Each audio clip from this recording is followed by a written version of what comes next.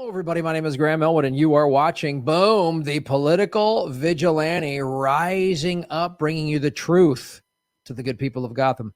Well, the big Build Back Better infrastructure plan is passed. It was supposed to be $3 trillion, and it was going to have a Green New Deal and this and that, and now it's not. It's 1.2. It's bipartisan. So anytime you hear that term, you know we're getting screwed. And I just want to go into what they're saying, what the mainstream media is saying is in it. Like, it's a good bit. Like, this is from CNN's website, right? Here's what the bipartisan infrastructure package, right? This is November 15th. Katie Lebesco and Tammy Luby, right? CNN covering this, okay? The legislation calls for investing $110 billion for roads, bridges, and major infrastructure projects. Okay. I was having a hard time finding online what's really in the bill, because it's like a 2,000 page bill that they keep adding stuff to. And I'm guessing most of this is going to be, it sounds good. The way you read this is like, oh, wow, we need $110 billion for roads and bridges and major infrastructure project. That's great. And I've heard like they're going to be more incentives for like electric cars that are made in America with union labor. There's going to be tax breaks. Okay. Wow. That sounds good. They're going to put more electric vehicle charging infrastructure in. That's great. Every state needs more of that. California's got a pretty good infrastructure, but it needs more. California needs more because there's more electric vehicles on the road, especially since gas is now coming up near $5 a gallon in California and elsewhere. Electric vehicles have increased 200% in sales in the last year. So this all sounds great, but oh, by the way, there's no billionaire tax. They forgot that. The CNN forgot that was a big sticking point. We don't want to tax the billionaires. So you know when it's bipartisan, you know the billionaires are protected. That's what you know a bipartisan bill means. So, but just as this, again, this is all from CNN. Some 20% or 173,000 miles of the nation's highway and major roads are in poor condition, as are 45,000 bridges, according to the White House. Okay. The package provides $39 billion to modernize public transit. Oh, that sounds great. According to the text, that's less than the $85 billion the Biden initially wanted to invest in modernizing transit and help them expand to meet rider demand. Well, that's one thing we need. So many of our major cities, we need more public transit. We need better public transit, especially for like working class people that can't afford a car, or they're a one-car family or whatever. It's better for the environment, right? Public transportation it gives more people jobs, right? There's all these claims, but we can't find the money for it. Can't tax the billionaires, no tax on the billionaires, but we had to cut the public transportation bill. Gee, I wonder if the car companies had anything to say about this. The legislation provides a $65 billion investment in improving the nation's broadband infrastructure. We'll see about that. According to the text, the Biden initially wanted $100 billion for broadband. Now, I wonder if what's coming with this is more, trying to restrict the internet, right? Like we've talked about that before. But then these are from other articles in CNN. This was from October. 25% of all critical infrastructure in the U.S. is at risk of failure due to flooding, new report finds. And we saw that because we saw the floods over the summer, right? We saw the hurricanes over the summer and fall that caused this. But here's an article that's even more, a headline even more important. This is from March 2021 by Tammy Luby, who's one of the journalists on the main article. The cost to fix America's crumbling infrastructure, nearly $2.6 trillion, engineers say.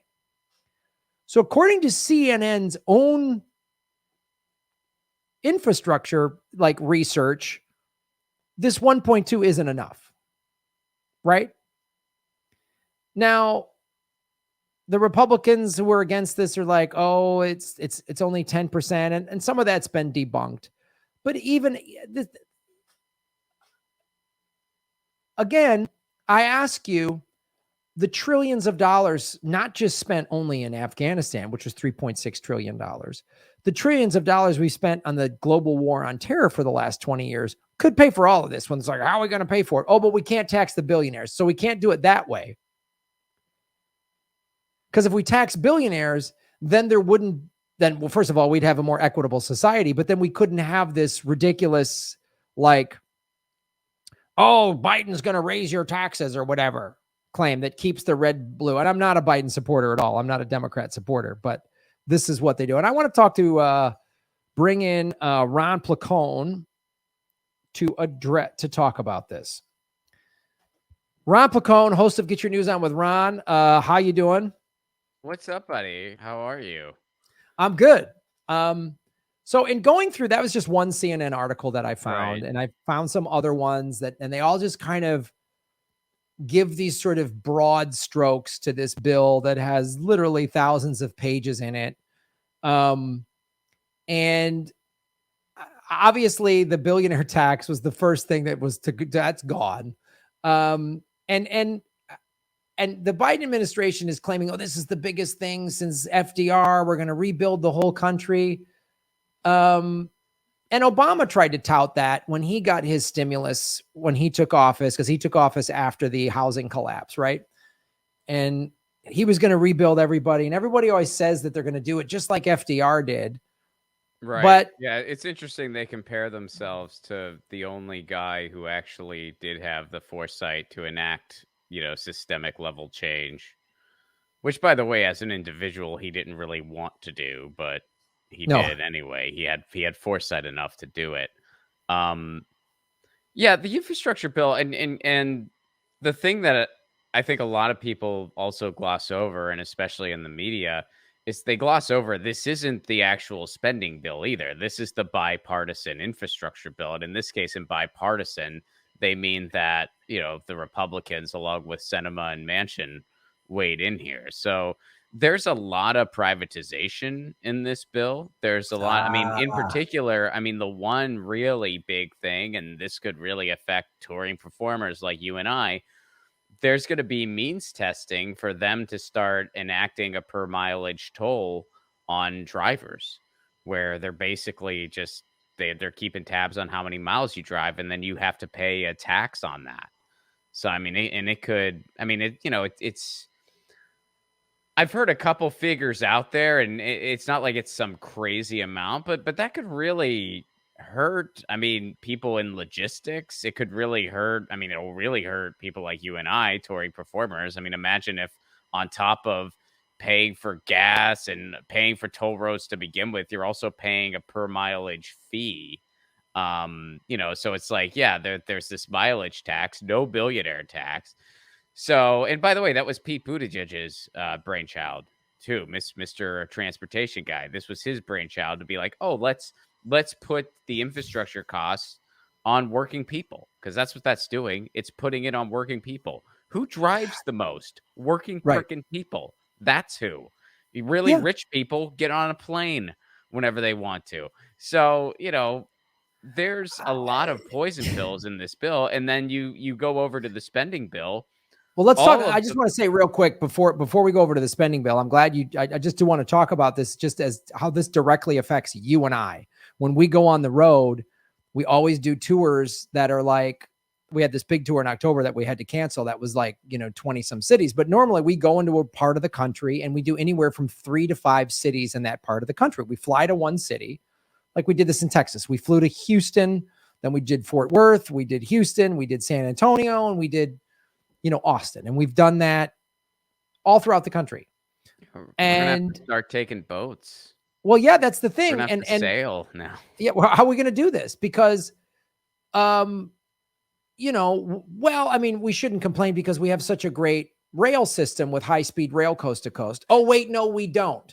Gee, that's right. It's not, we could have had that if we took our trillions of just the $3.5 trillion we wasted in Afghanistan to give the Taliban more of our weapons.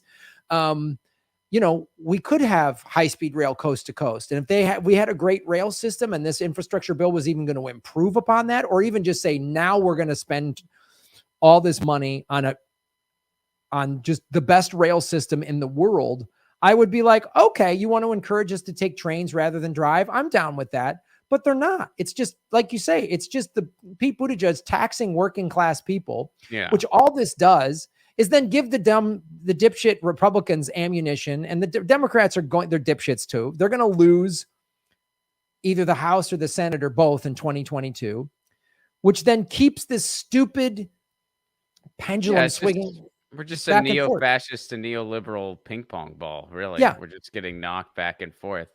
Yeah, I mean, this bill is, I mean, it's not some huge accomplishment. That doesn't mean every single thing in it is necessarily bad, but overall, I mean, this doesn't really help people. And then you look at the spending bill, which is down to, I mean, it started out, even Joe Manchin himself was calling for $4 trillion at one point. It started out with 3.5, then it went down to 2.2. I think now it's at about 1.7. Biden was talking about 6 or 7 trillion on the campaign trail. So it's a compromise of a compromise of a compromise of a compromise of a compromise. And what's still in it? Let's talk about what's out of it. Paid family and medical leave, out. Free community college, out. Dental and vision Medicare benefits expanded, out. Carbon emissions tax, out. The billionaire's tax, out. Corporate and personal income tax hikes. So that's out. So they're actually, these are more significant tax cuts than what Trump did. Salt deduction, out. So, I mean, they're just, I mean, I don't even know what's in it at this. It's harder to find out like what's still in it. I mean, yeah, there is still some climate spending. That's good. But again, just like what's in the bipartisan infrastructure, it's nowhere near enough. It's and keep in mind that it's not like we're getting this right away. If we were getting it right away, it still wouldn't be enough. But it's not even right away. It's over the course of 10 freaking years. So it's this grossly insufficient amount to be spread over 10 years. That'd be like, hey, man, I have this problem and it's going to take me $26 to solve it. Okay, I'm going to give you $10 or $1 even to be spread over 10 years. Here's a dime to get you started. Well, shit. I guess that is more than zero. I guess it's that. So, I mean, and the other thing too, talking about the environment, we're just coming off COP26, which has been called an abject failure. COP26 had over 500 oil lobbyists there. They were the largest group represented. Yep, the biggest oil group lobbyists was the oil lobbyists, and at the very last minute, they had to change the wording, from getting. I forget how they did it, but like coal elimination to coal minimization or some stupid. I can't remember how they did it.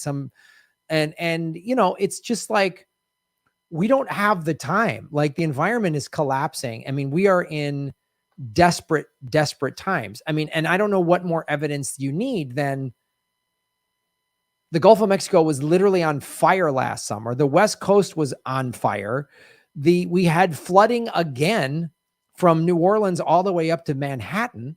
Yeah, well, it's in Vancouver right now. I mean, their highways are pretty much wrecked in Vancouver. Yeah, it's bad, man. I mean, and that whole thing was a complete failure. I mean, we looked really great too, by the way, the United States. Joe Biden fell asleep, which was kind of funny, at least. I mean, I just picture like all the other leaders of the world, like, hey, the United States is asleep. Like, yeah, I know, they don't even have healthcare. No, literally, he's asleep. He's sleeping right now. And Wolf Blitzer showed up to the wrong city. He showed up to Edinburgh instead of Glasgow. Because I guess, everyone at CNN, they didn't realize that, Scotland has more than 2 cities. That's why, hey, I'm no fan of Brian Williams over at MSNBC, who just retired. I'm no fan of his. But you got to give credit where it's due, man. If that was Brian Williams, he would have just pretended he was in Glasgow. He would have just stuck with it. He would have just been like, yeah, I'm here in Glasgow. He would have found some blonde dude at a pub and messed up his hair and be like, I'm here with Boris Johnson. What do you think of the climate summit? But what are you talking about? Ah, shit. Boris is still denying climate change. That's what he would have done. Oh, I came under fire when I landed here. Yeah. I just dodged enemy bullets here in Edinburgh. Some guy with a kilt was chasing me around. I mean, Glasgow. I'm in Glasgow. Still, there was a guy with a kilt that chased me around. It's just, that's how brilliant CNN, and that's how much CNN cares about the environment, is they sent their corporate shill to the wrong city. I mean, It's so funny. It's comical. I mean, it's comical up to a point, but then it's also like, wow, we're we are literally on borrowed time. Again, the UN study that came out in 2018 said we had 12 years to be completely off of fossil fuels to even give us a chance. And we're not doing that. COP26 isn't doing that. This infrastructure bill isn't doing that. The spending bill isn't doing that. AOC, who was screaming when she ran in 2018 about the UN report, and rightfully so, one of the things that got us all excited about her, she's now, I mean, she's just saying, oh, governments didn't do their job at COP26 or whatever. She's just really good at interviews and tweets, but she's not going to put her foot down. She's not going to she has no integrity.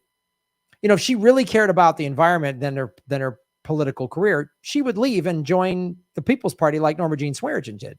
And she would bring Nina Turner with her and members of the squad and say, we have to do this. We have no more time. But they're then deluding themselves, thinking, well, we get it changed from within. You cannot reform this Democratic Party from within. And they keep kicking this can down the road. So it's the year 2021 is almost over. So now we're at 8 years to take drastic actions. I mean, the National Oceanic Atmospheric, NOAA.gov, which is a government website, has an interactive map that I've used very many times on this show. Just type in the year and what the sea level rise will look like, and it'll show you all of our coastlines are going to be flooded. I mean, they're talking about having to evacuate Miami and South Florida. I mean, Manhattan keeps getting flooded. We're talking about tens of millions of people that are going to have to move. Where are they going to go? What are we going to do? We'll likely see at least a couple cities becoming uninhabitable in our lifetimes. Likely. I mean, unless drastic action is taken, and obviously you can only predict so much, but the one thing we know is we got to keep it under 2 degrees. Like, that's the goal. Like, keep it under that. And that's looking like the best case scenario right now, where we are just able to keep it under as much as we could possibly take without having it be a complete disaster. So it's we're right on that brink, and we're doing the bare minimum just to get there. So it's here's our best case scenario. If we really, throw everything in the kitchen sink at this thing, and we're doing the bare minimum to get to that. So it's so frustrating because, I mean, almost once a week, I'll do a video on some piece of technology that people have come up with that is pulling carbon out of the atmosphere. Some in very inventive way. I mean, I just did a story on a small island, actually, in Scotland, that uses tidal energy, wave and tidal energy, and wind energy.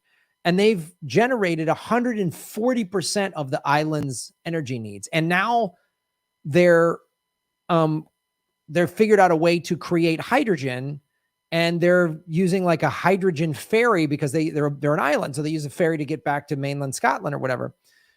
And I'm every time I read one of those stories, I go, this is brilliant. A bunch of smart people figured some stuff out. We just need mass adoption of this. Imagine if we spent trillions of dollars on this, like we do on a never-ending global war on terror. We could actually, because each part of the world, not everybody can use tidal stuff, but they got to use more wind energy inland or whatever. There's all these solutions out there. I mean, they're capturing CO2s and putting it into the ground in Iceland. There's algae that is pulling CO2 out of the air. I mean, it's all this stuff could happen, but it needs it. The sad reality is climate change needs a top-down solution. We can't do this grassroots because we need these mass programs. We need governments like they just have been doing the last year and a half with COVID, just printing trillions of dollars. That's what needs to happen. Right. That's the thing, because the solutions are out there. There are so many alternatives that are out there. And some of them aren't as far along as they need to be yet, but that's why you start moving towards them.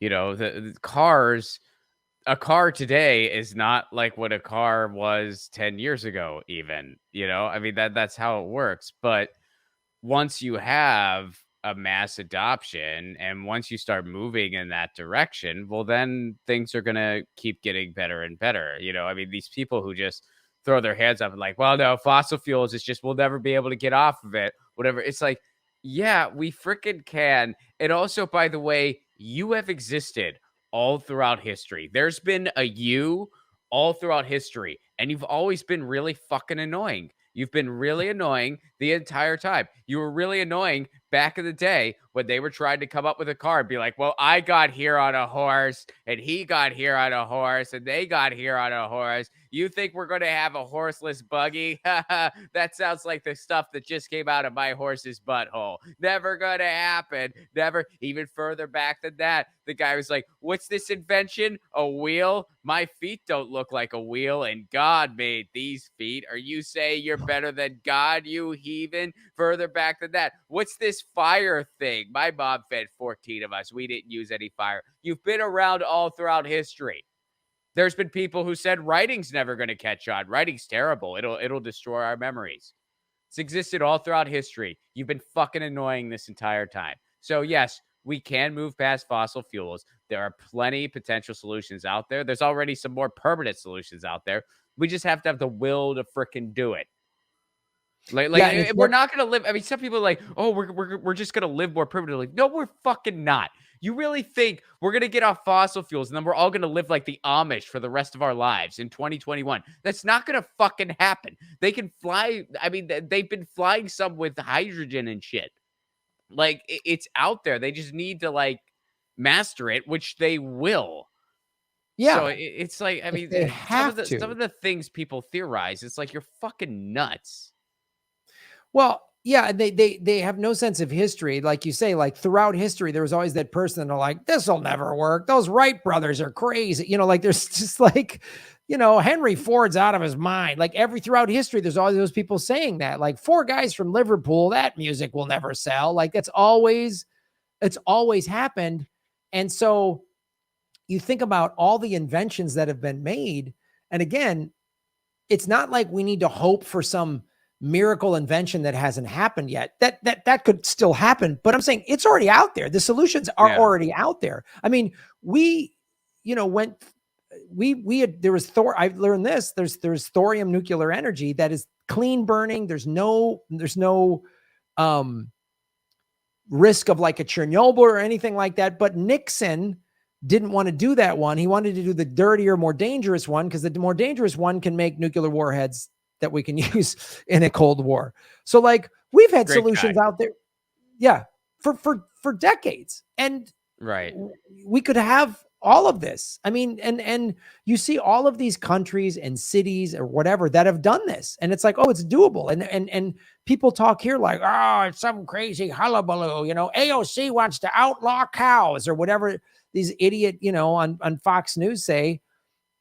And then even the neoliberals are always like, they're so in love with incremental centrism. They're like, well, I mean, look, I agree with you, but that'll never happen. Like, well, that attitude will never, no one ever won with that attitude. Nobody ever accomplished anything big with nobody.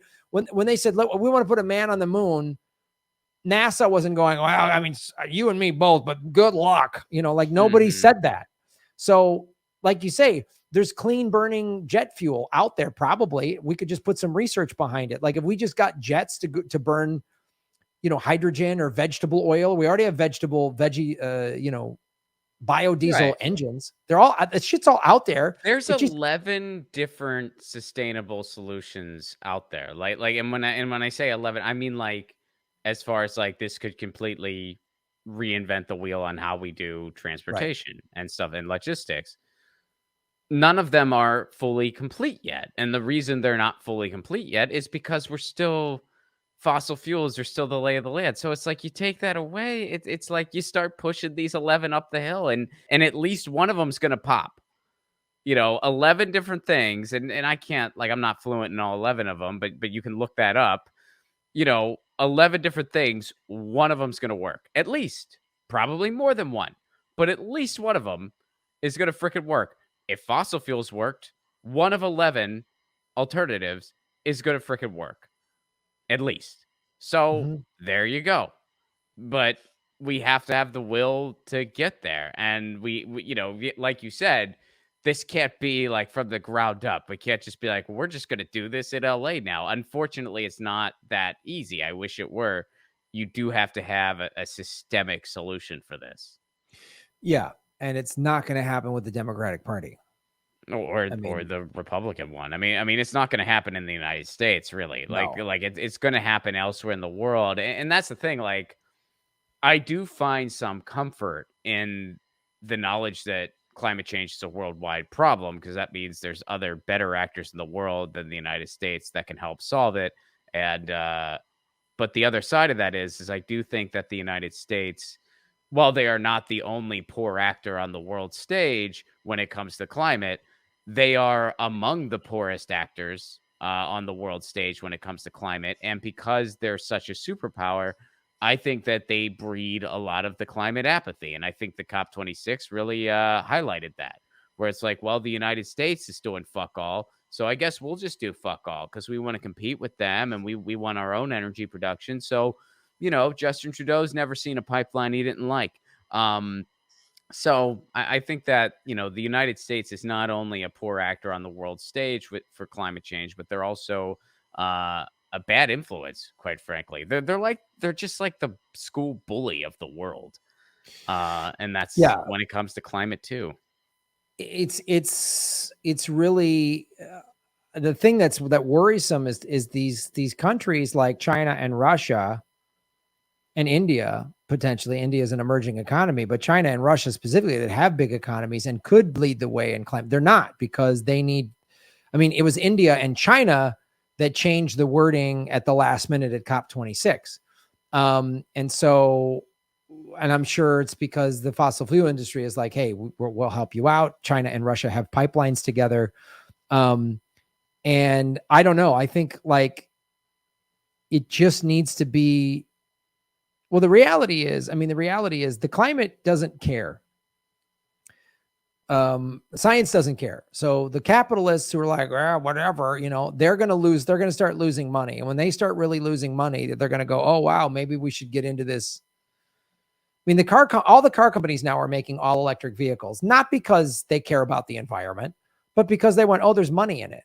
And unfortunately, we still live in a market driven, a free market. It's not free market, but a market driven capitalism, which I wish we didn't, but that is the reality. And maybe there's, albeit a Hail Mary of a pass in there, that the market, people individually will say, we can't afford this, or countries are going to, India has said no more gas cars after, I think, the year 2030 or 2035, because they have such an air pollution problem. And yet they still did this bullshit at COP26.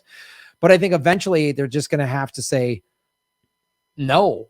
They're going to just say, we can't afford it, because we're going to have the destabilization of governments because of climate. Climate refugees are going to cause the destabilization. We've had that in America. We don't want to talk about it, but we've had climate refugees in this country, and we will continue to have more. And as the coastal areas start to flood and people have to leave, then governments are going to get destabilized, and then they're going to have to really be forced. And I don't know if it'll be too late, but capitalism has pretty much killed us, is sent us all for a death sentence. So I don't know that capitalism can be the savior. Not that the free market is the No, savior, it but can't. I mean, will the free market? My question is, will the free market put enough of a fire under the ruling elites that run the country and the parties to do something? I don't know. No, it won't. I mean, it'll Okay. have to be. I mean, because that's the one thing that we can do as individuals. It's up to us to kind of make the demands. But I mean, really, like, you're talking a full-fledged systemic change, and capitalism needs to go away. Like there Right. is no choice. Like, when when you want to just put a stamp on it, our choices are eco-socialism or we're done. Like that's it. Like those are literally the only two choices. Like the compassionate capital, that's not even a thing. Let's be grown-ups now. It's eco-socialism, which basically means we have a society based upon human needs and being stewards to the earth. Which, by the way, would be a fuck of a great society, and we can do it. There's nothing like we can totally have that. That's not some. I'm not calling for some utopia. It's nothing like that. It's just a society based on human needs, which we can meet many times over, and being stewards to the earth, which we can frickin' do. And that's just eco-socialism. That's exactly what I just described. We either have that type of a society or we're done. And, you know, until you take the profit away from the ruling class, they're not going to go that route. I mean, I do think that even up to the Elon Musks of the world, they still want to be able to live on this planet.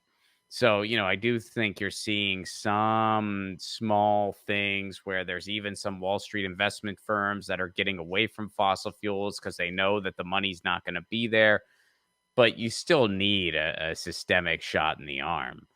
So, you know, I mean, otherwise, like, yeah, I mean, just the idea like the market will sort this out. There's no freaking way. I mean, the market's just set up to consume to disaster. That's what we do time and time again. This will just be the ultimate disaster. Yeah, this will be the end of the, you know, and species that don't evolve go extinct. So if we don't evolve past this selfish capitalist team mentality, my team versus your team nonsense that's going to kill us all. And currently America is being led down the path of a civil war, which will be awful, but I don't know, maybe America needs to go through that. I don't know. I hope it doesn't come down to that, but it's not impossible. It's not. So get tickets now for November 27th. Get tickets to our November 27th show at ronplacone.com or grahamelwood.com. It's in Los Angeles. It's a fun show. Do it before America devolves into a civil war and or the climate collapse wipes out the human race. So come to a comedy show. You need to. You really do. Hey, everybody. Thanks for watching. We are still in our 9th month of demonetization from YouTube. So support what we're doing at patreon.com/GrahamElwood or rockfin.com/GrahamElwood, which is a blockchain cryptocurrency platform. It's free to sign up, and there's a premium level at $10 a month. And for that, you get everybody on the platform's premium content. Myself, Lee Camp, Ron Placone, Jimmy Dore, Whitney Webb, Kim Iverson, Abby Martin, and many, many others. You can also support what we're doing at Venmo at Graham-Elwood. And go to grahamelwood.com. We have a PayPal button and a PO box. I also have crypto wallets, which are all in the show notes. Thanks for supporting what we do.